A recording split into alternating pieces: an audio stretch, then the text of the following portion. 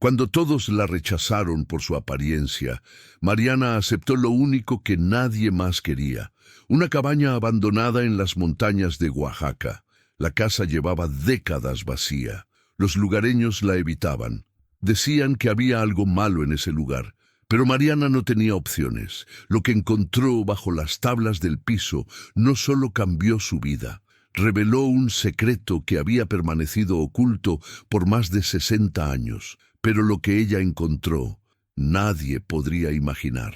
Antes de continuar con esta historia, si te gustan los misterios de la vida real, suscríbete al canal y activa la campanita para no perderte ningún caso intrigante.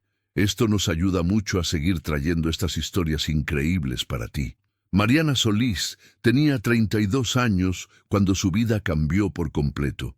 Trabajaba como costurera en una pequeña fábrica textil en la Ciudad de México. Sus días transcurrían entre rollos de tela y el sonido constante de las máquinas de coser. Vivía en un departamento compartido con otras 3 mujeres en la colonia Doctores. Nada en su existencia sugería que estaba a punto de convertirse en el centro de uno de los misterios más fascinantes de Oaxaca. Mariana había nacido con una marca de nacimiento que cubría gran parte del lado izquierdo de su rostro. Una mancha oscura que se extendía desde la frente hasta la mejilla. En su infancia, los niños la llamaban la mitad. En la adolescencia, los muchachos desviaban la mirada. En la adultez, las oportunidades de trabajo se cerraban una tras otra. No importaba cuán talentosa fuera con la aguja y el hilo, su apariencia siempre llegaba primero. Cada mañana, Mariana se levantaba a las 5. Preparaba café en una olla pequeña. Se miraba en el espejo solo lo necesario para peinarse. Había aprendido a evitar su propio reflejo. Tomaba el metro en la estación obrera. Llegaba a la fábrica antes que la mayoría de sus compañeras. El trabajo era su refugio. Cuando sus manos creaban, cuando transformaba tela en prendas hermosas, se sentía completa. Pero en marzo de 2019, la fábrica cerró. La dueña anunció que se mudarían a Puebla para reducir costos. Ofrecieron reubicación solo a los supervisores. Mariana quedó en la calle junto con otras 17 trabajadoras. Tenía algunos ahorros, suficiente para 3 meses de renta, tal vez 4 si comía menos. Buscó trabajo durante semanas. Dejó su currículum en más de 40 lugares. Talleres de costura, tiendas de ropa, fábricas pequeñas. Las entrevistas siempre comenzaban igual. El empleador miraba su rostro. Su expresión cambiaba. «Te llamaremos», decían. Nunca llamaban.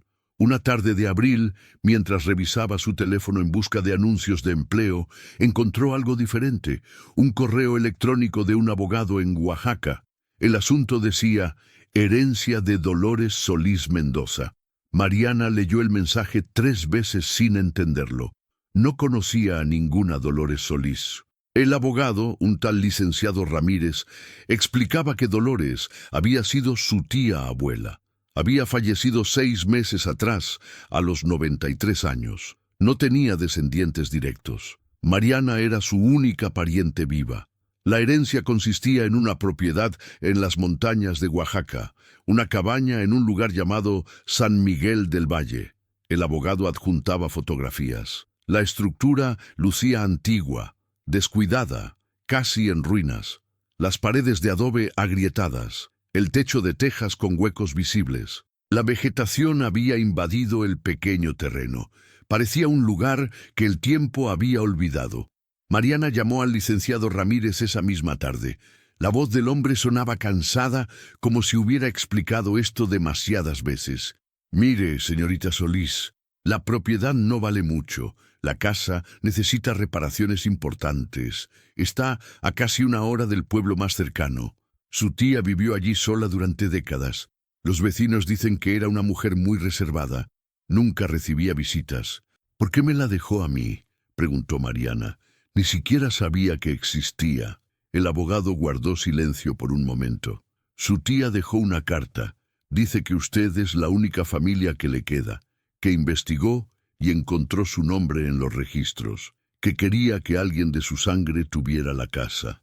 Mariana miró alrededor de su pequeña habitación, las paredes delgadas, el ruido constante de la calle, sus ahorros menguando cada día, las entrevistas que nunca llegaban. La decisión se tomó sola. Acepto la herencia. 2 semanas después, Mariana subió a un autobús con destino a Oaxaca. Llevaba 2 maletas con toda su vida dentro. No le había dicho a nadie a dónde iba. No había nadie a quien decirle.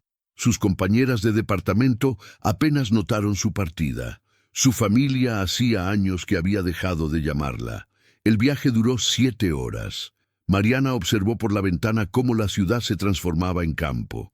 Las montañas se alzaban a lo lejos. El cielo se veía más amplio. Algo dentro de ella se aflojó, una tensión que había cargado tanto tiempo que ya no la notaba. En Oaxaca, el licenciado Ramírez la recibió en su oficina. Era un hombre de unos 60 años, con lentes gruesos y un traje que había visto días mejores. Le entregó los documentos de la propiedad, las llaves y la carta de su tía Dolores. Mariana abrió el sobre con manos temblorosas. La letra era temblorosa pero legible. Querida Mariana, no nos conocimos, pero eres mi sangre. Sé lo que es vivir rechazada por algo que no puedes controlar. Esta casa fue mi refugio durante muchos años. Ahora puede ser el tuyo. Cuida de ella. Tiene secretos como todos los lugares viejos. Algunos hermosos, algunos dolorosos, pero todos verdaderos. Con cariño, tu tía Dolores. Mariana llegó a San Miguel del Valle al atardecer. El taxi la dejó frente a un camino de terracería que subía por la montaña. El conductor miró la dirección y luego a Mariana. ¿Está segura, señorita? Esa casa lleva abandonada mucho tiempo. Es mía ahora, respondió ella bajando sus maletas. El camino era más largo de lo que parecía en las fotos. Mariana caminó durante 20 minutos cuesta arriba. El sol se ocultaba detrás de las montañas. Las sombras se alargaban entre los árboles. Finalmente, la cabaña apareció ante ella. Era peor de lo que esperaba. Las paredes de adobe mostraban grietas profundas. Algunas ventanas no tenían vidrios. La puerta principal colgaba de una sola bisagra. El jardín era una maraña de hierbas y arbustos. Un viejo árbol de aguacate se inclinaba peligrosamente sobre el techo. Mariana empujó la puerta. Chirriaba como un animal herido. El interior olía a humedad y años de abandono. Polvo cubría cada superficie. Telarañas decoraban las esquinas. Un mueble desvencijado ocupaba el centro de lo que alguna vez fue una sala. Una cocina de leña se apoyaba contra la pared del fondo. 2 puertas conducían a habitaciones que Mariana no quería explorar hasta que hubiera más luz. Sacó su teléfono para usar la linterna. La batería estaba al 20%. No había electricidad en la casa. El licenciado Ramírez le había advertido. Tendrá que contratar a alguien para que reconecte el servicio. Su tía usaba velas y una lámpara de queroseno. Encontró la lámpara sobre una repisa. Todavía tenía combustible.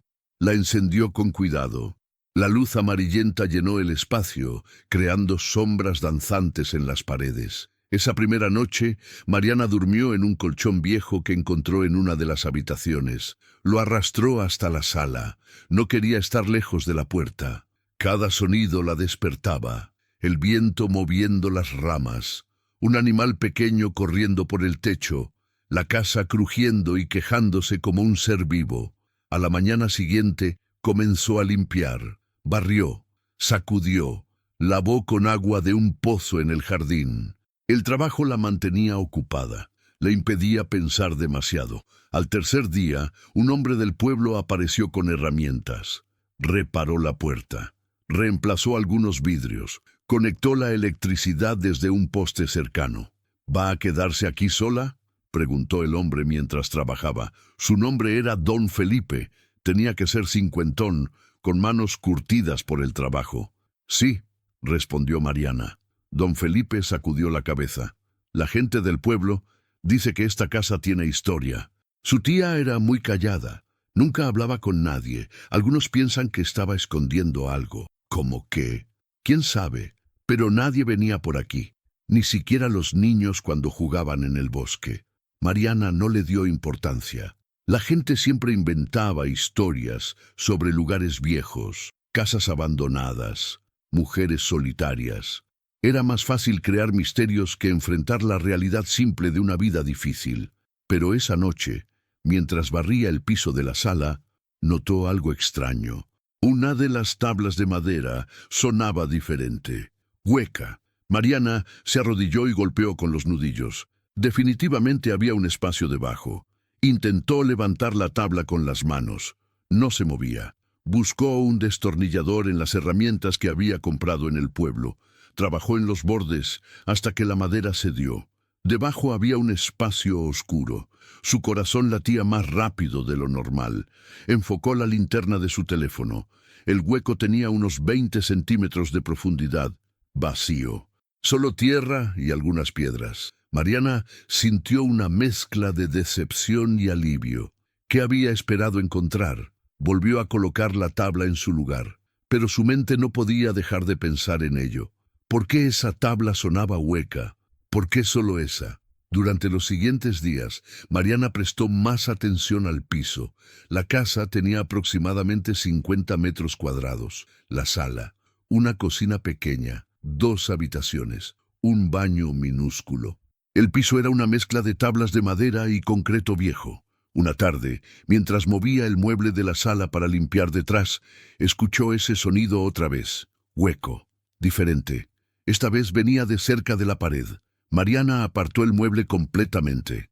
Golpeó las tablas una por una. 3 de ellas sonaban huecas. Esta vez no dudó.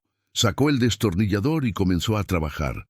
Las tablas estaban viejas pero resistentes. Le tomó casi 1 hora aflojarlas lo suficiente. Cuando finalmente las levantó, lo que vio la hizo retroceder. Había algo ahí abajo. No era solo un espacio vacío. Había un objeto envuelto en tela, una bolsa de lona vieja, manchada y deteriorada. Mariana la sacó con cuidado. Pesaba poco. Cuando desenvolvió la tela, encontró un libro, un diario. Las tapas eran de cuero gastado, las páginas amarillentas. La primera página tenía una inscripción en tinta desvanecida. Diario de Dolores Solís Mendoza, 1955. Mariana sintió un escalofrío. Su tía había escondido este diario bajo el piso. ¿Por qué? ¿Qué contenía que necesitaba mantenerse oculto? Abrió el diario con manos temblorosas. La letra era la misma de la carta que le había dejado el abogado. Joven, firme, llena de vida. Comenzó a leer. 15 de marzo de 1955. Hoy llegué a San Miguel del Valle. Nadie sabe por qué estoy aquí. Nadie puede saberlo. Si me encuentran, todo estará perdido. Él vendrá por mí, y esta vez no sobreviviré. Mariana cerró el diario. Su respiración era superficial. ¿De quién huía su tía? ¿Qué había pasado en 1955? Afuera, el viento soplaba más fuerte. Las ramas del aguacate raspaban el techo. La lámpara de queroseno parpadeaba.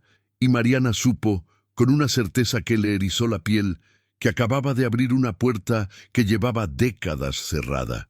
Mariana no durmió esa noche. Leyó el diario hasta que sus ojos ardieron. Las entradas iniciales eran cautelosas. Dolores escribía sobre su llegada a Oaxaca, sobre cómo había comprado la tierra con dinero que no explicaba de dónde venía, sobre construir la cabaña con la ayuda de trabajadores del pueblo que hacían preguntas pero no recibían respuestas. Pero a medida que avanzaba, el tono cambiaba. Se volvía más oscuro, más urgente. 20 de abril de 1955. Vi a un hombre en el camino hoy. Se parecía a él. Mi corazón casi se detiene. Corrí de vuelta a la casa y cerré todas las puertas. Pero cuando miré por la ventana, el hombre se había ido. Tal vez solo fue mi imaginación. O tal vez me están buscando más cerca de lo que pensé. 3 de mayo de 1955. Los habitantes del pueblo preguntan por qué una mujer joven vive sola en la montaña. Inventé una historia sobre un esposo que murió, sobre querer paz para procesar mi duelo. Asintieron con comprensión. Nadie sospecha la verdad. Nadie puede saber que soy una ladrona, una fugitiva, una mujer que tomó algo que no le pertenecía. Mariana se detuvo. Su tía había robado algo. ¿Eso explicaba por qué se había escondido durante décadas? Siguió leyendo. Las entradas se volvían más espaciadas. Semanas pasaban entre una y otra. Dolores escribía sobre su vida solitaria, sobre cultivar un pequeño jardín, sobre coser ropa para vender en el mercado, sobre las noches largas y silenciosas. Pero cada tanto aparecía algo más oscuro. 15 de agosto de 1955. Tuve una pesadilla. Él me encontraba. Me miraba con esos ojos fríos y me preguntaba dónde lo había escondido. Desperté gritando. Me tomó horas calmarme. A veces pienso que sería más fácil devolverlo, enfrentar las consecuencias, pero entonces recuerdo por qué lo tomé, y sé que no puedo. Nunca. ¿Esconder qué? Mariana buscó entre las páginas alguna pista más específica, pero Dolores nunca nombraba el objeto. Nunca explicaba qué había tomado o de quién. La última entrada del diario estaba fechada en diciembre de 1955. 20 de diciembre de 1955. Creo que finalmente estoy a salvo. Han pasado meses sin señales de él. Tal vez se dio por vencido. Tal vez decidió que no valía la pena seguir buscando. Enterré todo en un lugar donde nadie lo encontrará. Ni siquiera yo quiero recordar dónde está. Es mejor así. Algunos secretos deben quedarse enterrados. Si alguien lee esto algún día, sepan que hice lo que tenía que hacer. No me arrepiento. Eso era todo. El resto de las páginas estaban en blanco. Mariana cerró el diario y miró alrededor de la cabaña. Su tía había vivido aquí durante más de 60 años después de escribir esa última entrada. Había guardado el diario bajo el piso. Había mantenido su secreto hasta la muerte. ¿Pero qué había enterrado? ¿Y dónde? Al día siguiente, Mariana decidió investigar. Comenzó con la casa. Revisó cada habitación centímetro por centímetro. Buscó más tablas sueltas, más escondites. Encontró algunos objetos viejos, fotografías descoloridas, documentos amarillentos, pero nada que explicara el misterio. Las fotografías mostraban a una mujer joven de 20 y tantos años, hermosa, de cabello oscuro y ojos intensos. Tenía que ser Dolores. En algunas fotos aparecía sola, en otras con personas que Mariana no reconocía. Una en particular llamó su atención. Dolores de pie junto a un hombre alto en un traje elegante. Los dos frente a un edificio que parecía importante, gobierno o tal vez un banco. Mariana volteó la foto. En el reverso alguien había escrito con tinta desvanecida: Ciudad de México, 1954, antes de que todo cambiara. 1954, un año antes de que Dolores huyera a Oaxaca. Esta foto era una pista. ¿Pero de qué? Mariana necesitaba más información. Bajó al pueblo esa tarde. San Miguel del Valle era pequeño, unas 200 personas, una plaza central, una iglesia vieja, algunas tiendas, una fonda que servía comida casera. Entró a la fonda y pidió algo de comer. La dueña era una mujer mayor de cabello gris, recogido en un moño. Se presentó como Doña Carmen. «Tú debes ser la sobrina de Dolores», dijo mientras le servía un plato de mole negro. «¿Te pareces a ella?» Mariana se sorprendió. ¿La conoció? Todos aquí la conocíamos, aunque ella no hablaba mucho. Venía al pueblo una vez por semana. Compraba lo necesario. A veces vendía ropa que cosía. Era muy buena con las manos. ¿Sabe algo sobre su vida? ¿De dónde venía? Doña Carmen se sentó frente a Mariana. «Mira, hija, tu tía era un misterio. Llegó aquí hace muchos años, cuando yo era apenas una niña. Decía que su esposo había muerto y que quería paz, pero mi madre, que en paz descanse, siempre pensó que había algo más. Una mujer tan joven viviendo sola en la montaña, sin familia, sin amigos, no era normal. ¿Su madre alguna vez preguntó? Lo intentó, pero tu tía era como una piedra, amable pero cerrada.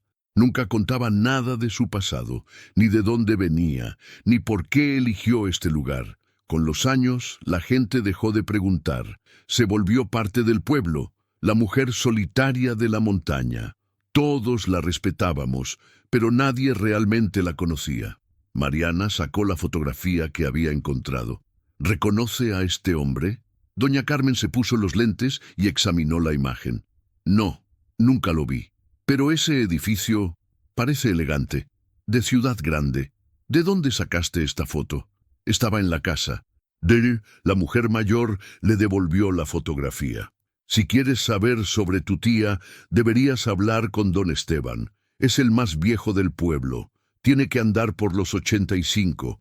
Él estaba aquí cuando tu tía llegó. Si alguien sabe algo, es él. Don Esteban vivía en una casa pequeña cerca de la iglesia. Mariana lo encontró sentado en un equipal en su pórtico. Un hombre delgado y encorvado, con un bastón apoyado contra la pared. ¿Eres la sobrina de Dolores?, preguntó antes de que Mariana dijera nada. Sí, señor. Te pareces a ella, los mismos ojos. Siéntate. Mariana se sentó en otro equipal. El anciano la observó en silencio por un largo momento. Tu tía era buena persona, dijo finalmente, pero cargaba algo pesado. Lo vi en sus ojos desde el primer día. El peso de un secreto. ¿Qué tipo de secreto? Eso nunca lo supe, pero puedo decirte lo que vi. Cuando Dolores llegó aquí en 1955, venía huyendo. Miraba sobre su hombro constantemente, se sobresaltaba con cualquier ruido. Los primeros meses casi no salía de su casa. Cuando bajaba al pueblo, caminaba pegada a las paredes, como un animal asustado. ¿Alguien vino a buscarla? Don Esteban asintió lentamente. Sí, unos meses después de que llegó. Fue en septiembre, me acuerdo bien. Un hombre apareció en el pueblo. Vestía traje oscuro, zapatos lustrados. No era de por aquí. Preguntó por una mujer que coincidía con la descripción de Dolores. Dijo que era su hermano, que la familia la estaba buscando. El corazón de Mariana se aceleró. ¿Qué pasó? Le dije que no conocía a nadie así. La mayoría del pueblo hizo lo mismo. No nos gustaba ese hombre.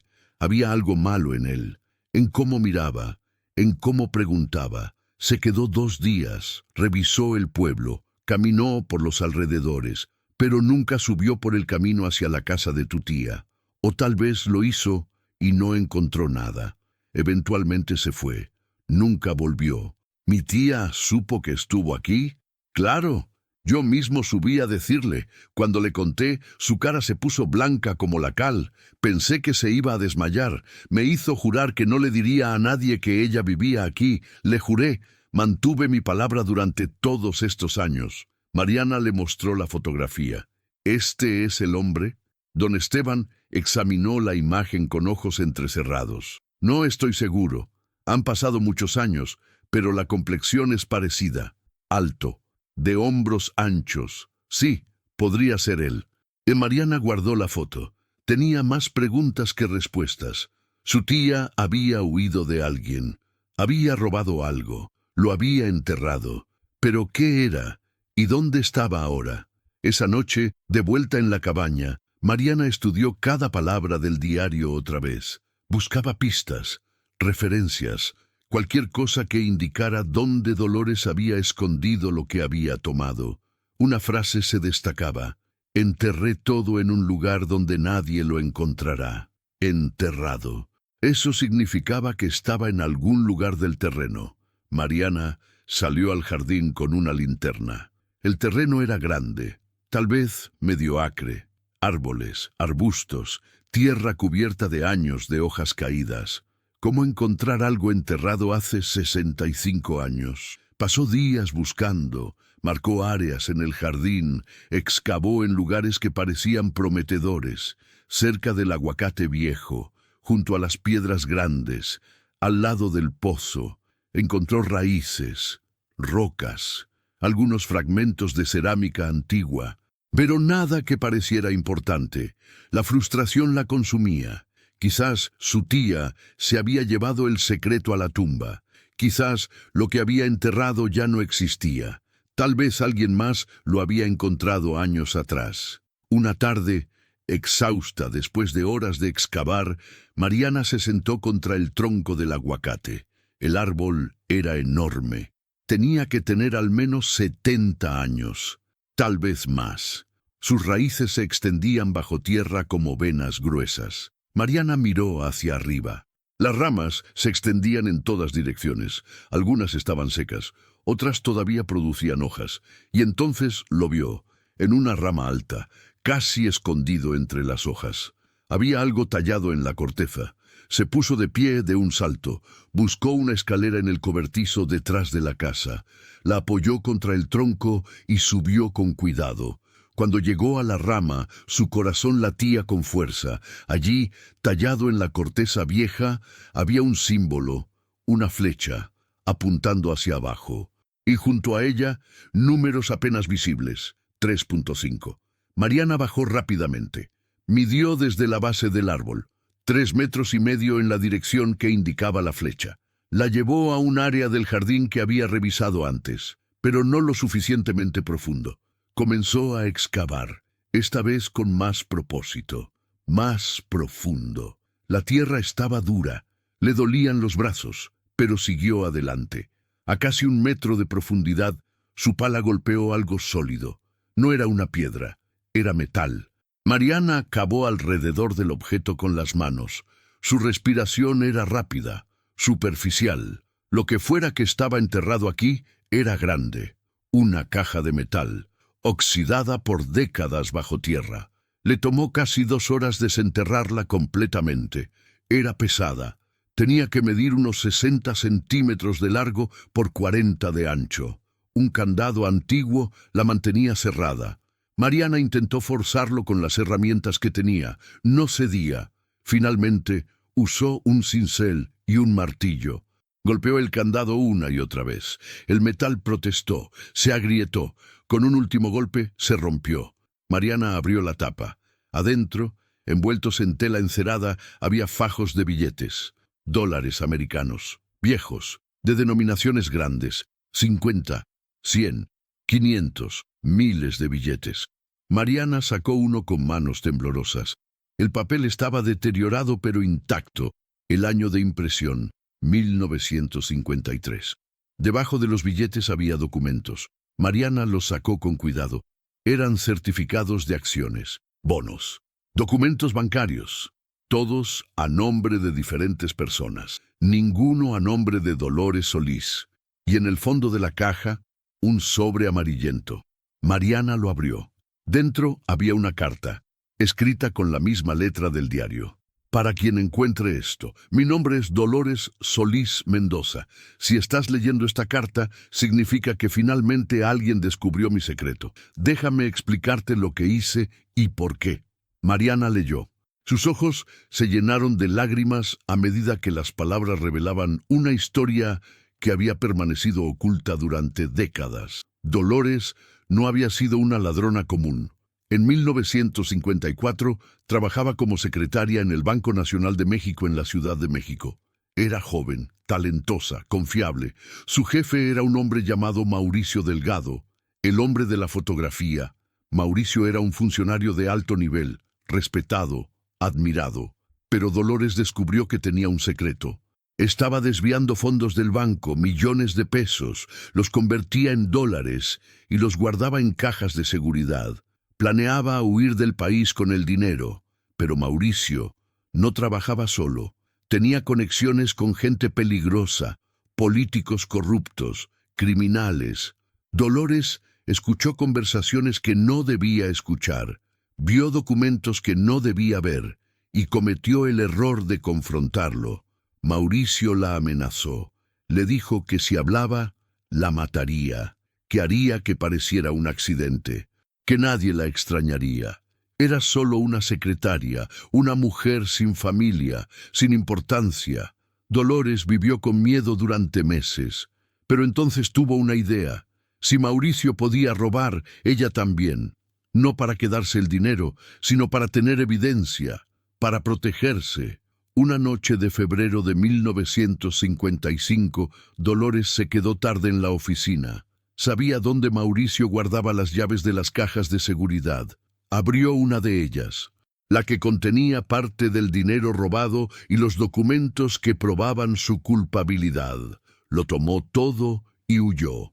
Al principio planeaba ir a la policía, entregar la evidencia, dejar que la justicia se encargara, pero entonces se dio cuenta de algo.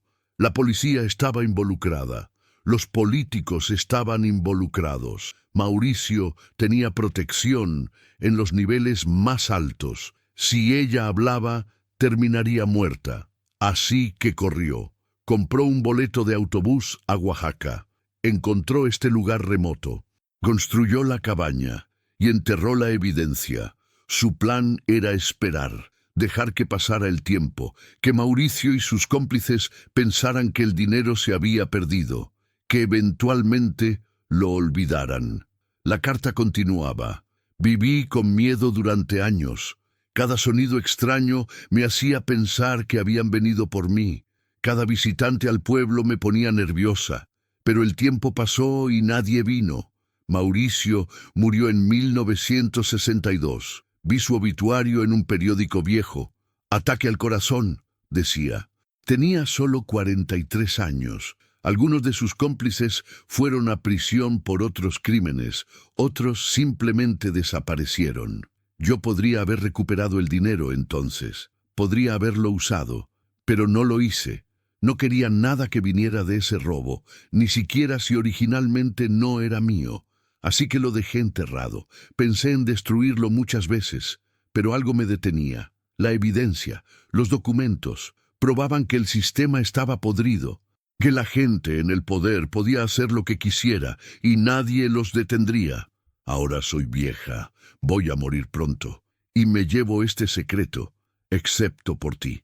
Quien sea que encuentres esto, haz con él lo que creas correcto. Usa el dinero para bien, o entrégalo a las autoridades, o destrúyelo. La decisión es tuya. Solo te pido una cosa. Recuerda que yo no era una ladrona. Era una mujer asustada que hizo lo que pudo para sobrevivir, y que pasé mi vida escondida por un crimen que no cometí. ¡Dolores! Mariana cerró la carta. Las lágrimas corrían por sus mejillas. Su tía había vivido 60 años con este peso. 60 años de soledad, de silencio.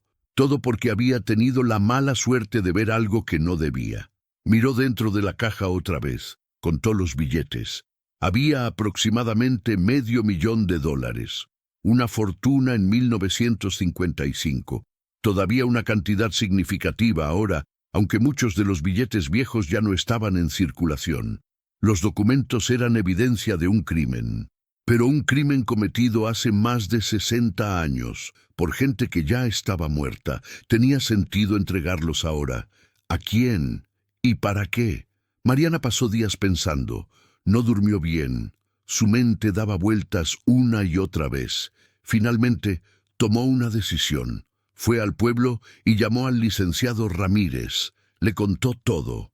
El abogado escuchó en silencio. Cuando Mariana terminó, él suspiró profundamente.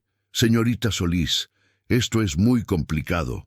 Técnicamente ese dinero fue robado, pero el robo original ocurrió hace más de 60 años. La persona que lo robó está muerta. La persona de quien lo robó está muerta. No estoy seguro de que haya un camino legal claro aquí. ¿Qué sugiere que haga? Honestamente, mi consejo legal sería entregar todo a las autoridades. Dejar que ellos decidan, pero mi consejo personal, ese dinero podría ayudar a mucha gente, podría cambiar vidas. Su tía no lo usó porque sentía que no le pertenecía, pero usted podría darle un propósito diferente. Mariana pensó en eso, en las personas del pueblo, en familias que necesitaban apoyo, en escuelas que necesitaban recursos, en la clínica local que apenas funcionaba. También pensó en sí misma, en una vida de rechazo, de puertas cerradas, de miradas que se desviaban. Esta cabaña le había dado refugio. ¿Podría el dinero de su tía darle algo más? ¿Una nueva oportunidad? Mariana tomó su decisión. No entregaría el dinero a las autoridades, pero tampoco se lo quedaría todo. Lo dividiría. Una parte la usaría para restaurar la cabaña, para convertirla en un verdadero hogar, para establecer su propio taller de costura. Ya no tendría que depender de empleadores que la juzgaran por su apariencia. Otra parte la donaría al pueblo. de forma anónima, a través del licenciado Ramírez, para la clínica, para la escuela, para familias que necesitaban ayuda. Su tía había vivido entre esta gente durante décadas. Ahora su legado podría hacer algo bueno por ellos, y una parte la guardaría, para emergencias, para el futuro incierto. No era codicia, era prudencia. La vida le había enseñado a estar preparada. Los documentos históricos los entregaría eventualmente a un archivo o museo, no como evidencia de un crimen, sino como testimonio de una época, de cómo el poder corrompe, de cómo la gente ordinaria queda atrapada en las maquinaciones de los poderosos. Comenzó con la casa. Contrató a trabajadores del pueblo. Repararon las paredes, reemplazaron el techo, instalaron nuevas ventanas, pintaron todo de blanco brillante. El jardín fue limpiado y replantado. El aguacate viejo recibió cuidados. Volvió a dar frutos. Mariana montó su taller en una de las habitaciones. Compró una máquina de coser profesional, telas de buena calidad, herramientas adecuadas. Comenzó a crear vestidos, blusas, artesanías textiles. Su trabajo era hermoso, único. Una mujer del pueblo vio uno de sus vestidos, quiso comprarlo, luego otra y otra. Pronto Mariana tenía más pedidos de los que podía manejar. Su reputación creció, no por su cara, sino por sus manos, por su talento. Las donaciones anónimas comenzaron a llegar al pueblo, dinero para equipar la clínica con nuevo instrumental, para comprar libros y computadoras para la escuela, para reparar el camino principal. Nadie sabía de dónde venía. Algunos pensaban que era un benefactor rico de la ciudad. Otros que era una fundación internacional. Solo el licenciado Ramírez y Mariana conocían la verdad. 6 meses después de encontrar la caja, Mariana se sentó en el porche de su cabaña renovada. Era una tarde cálida. El sol se ponía detrás de las montañas. Una taza de café descansaba en sus manos. Doña Carmen del pueblo subió a visitarla, algo que ahora hacía regularmente. «Tu tía estaría orgullosa», dijo la mujer mayor, sentándose en una silla junto a Mariana. «¿Usted cree?» «Claro. Mira lo que has hecho con este lugar y todo el bien que está pasando en el pueblo. No sé cómo, pero siento que tú tienes algo que ver con eso». Mariana sonrió, pero no dijo nada. «Tu tía vivió muy sola», continuó doña Carmen. «Siempre me dio tristeza, tan joven cuando llegó, y nunca dejó que nadie se le acercara, como si cargara un peso que no podía compartir». «Cargaba un peso», dijo Mariana suavemente. «Uno muy pesado, pero ya no tiene que cargarlo más». Doña Carmen asintió, aunque no entendía completamente. «¿Y tú? ¿Vas a quedarte aquí?» Mariana miró alrededor. Las montañas, el cielo amplio, su casa, su taller, su nueva vida. «Sí», respondió, «me voy a quedar». Y se quedó. Años después, Mariana se convirtió en parte del tejido del pueblo, no como la sobrina de la mujer misteriosa, sino como Mariana, la costurera, la artesana, la mujer del taller en la montaña. Algunos turistas comenzaron a llegar, atraídos por sus creaciones únicas. Su trabajo apareció en tiendas de Oaxaca, luego en galerías de la Ciudad de México. Su marca creció. No necesitaba esconder su rostro, no necesitaba disculparse por su apariencia. Su trabajo hablaba por ella. La marca de nacimiento seguía ahí, siempre estaría ahí. Pero ahora, cuando la gente la miraba, veían más que eso. Veían talento, determinación, belleza de un tipo diferente. A veces, en las noches tranquilas, Mariana se sentaba bajo el aguacate, el árbol donde su tía había tallado la flecha que la guió al tesoro, y pensaba en Dolores, en la mujer joven que había huido por su vida, que había vivido décadas con miedo y soledad, que había cargado un secreto hasta su último aliento. «Gracias, tía», susurraba Mariana al viento, «por el refugio, por la segunda oportunidad, por enseñarme que incluso los secretos más oscuros pueden transformarse en algo bueno». El diario y la carta los guardó en un lugar seguro. Algún día tal vez los compartiría, tal vez escribiría la historia completa. Por ahora era suficiente saber la verdad, entender de dónde venía, y usar ese conocimiento para construir algo mejor. La cabaña que todos habían rechazado, el lugar que nadie quería, se había convertido en un hogar, en un santuario, en el principio de algo hermoso. Y Mariana, la mujer que todos habían rechazado por fea, había encontrado no solo un tesoro bajo el suelo, había encontrado su propósito, su lugar en el mundo, y la paz que su tía nunca tuvo. ¿Y tú? ¿Alguna vez has descubierto algo sobre tu familia que cambió completamente tu perspectiva? ¿Alguna vez un rechazo te llevó a un lugar mejor del que imaginabas? Cuéntanos aquí en los comentarios. Si te gustó esta historia, deja tu like y compártela con alguien que también disfrute de misterios reales. Nos vemos en el próximo caso.